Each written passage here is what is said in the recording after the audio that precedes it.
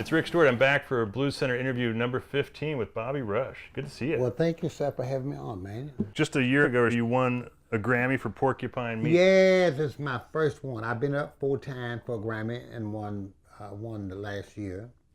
I've been up for a Blues Award 34 times, and I won 19 of them.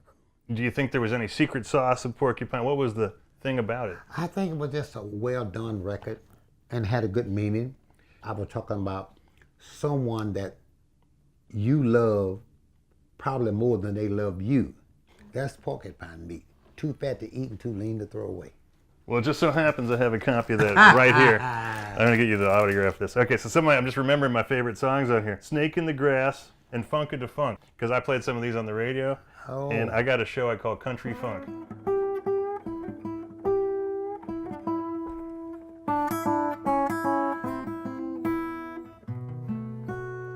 Who was your favorite bluesman to watch as a performer? Probably Howlin Wolf. With that little growly voice, he'd get on the stage and shake his lid and blow his lip.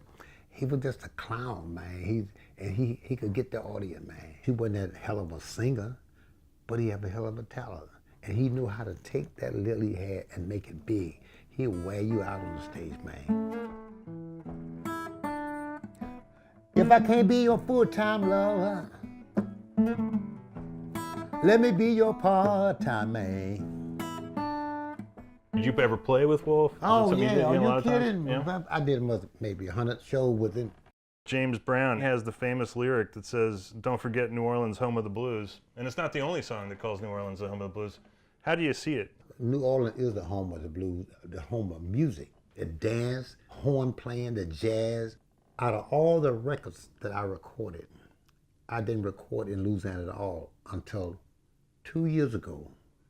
Porcupine Meat, I recorded in New Orleans. All the musicians, but one guy, the Bastille Jackson from Mississippi, is my first record in New Orleans. And I got a Grammy on my first record as a hometown boy. How that make me feel like an angel. I'm like heaven. This is like a holy place. Oh, God. Yeah.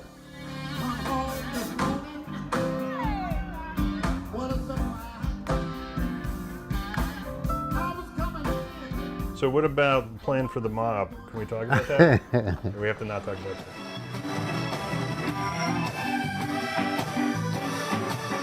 I got the band together probably right away. I had Freddie King and Elmore in my band back in the early 50s. And these guys were teenagers? Yeah, these guys was 20 years old or so. Could these guys play like they could later? Oh, God, yeah. Freddie was playing then. Elmore was playing the slide. I got Luke Allison come with me. And many other guys who came. You told me Jay Lenore. Jay Lenore, oh God, Jay Lenore. Let's go back to when you were a kid almost and first getting into it, and they had R&B maybe as early as 1950, but you were dedicated to the blues at that point. Yeah, I was dedicated to the blues then, and when I went to Chicago, Jimmy Reed was playing some hip stuff. If we want to grab another guitar and we could do a little Jimmy Reed number, that would be great. Come on. You want to do it? Yeah.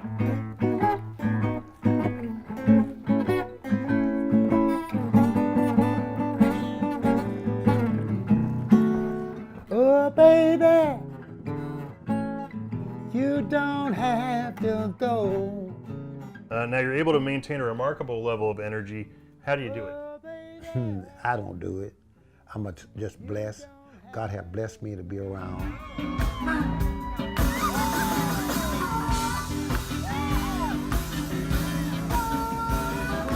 All these years, I'm still learning. I'm still eager to learn.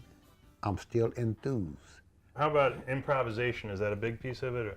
Yes, that's half of it.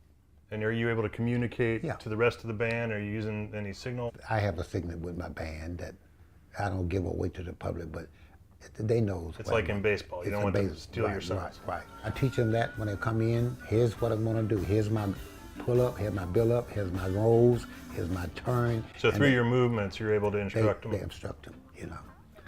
Same thing I do with my feet. The drummer knows just what. I teach them that, and I don't ever change it. To get the drum fills. Yeah. The Chitlin Circuit seems to call to mind a certain culinary, the soul food It world? really come from eating chitlins, because when we come in the early 50s, it could be the 49 and 50 and 51 and all in that era, we worked for chitlins. I played a chitlin. I was so good, the man would fix me 2 bowls of chitlin and 4 hamburgers. I eat one and sell the 3 hamburgers for 50 cents a piece and sell a plate for $1. I'm gonna pack up, darling, down the road I go.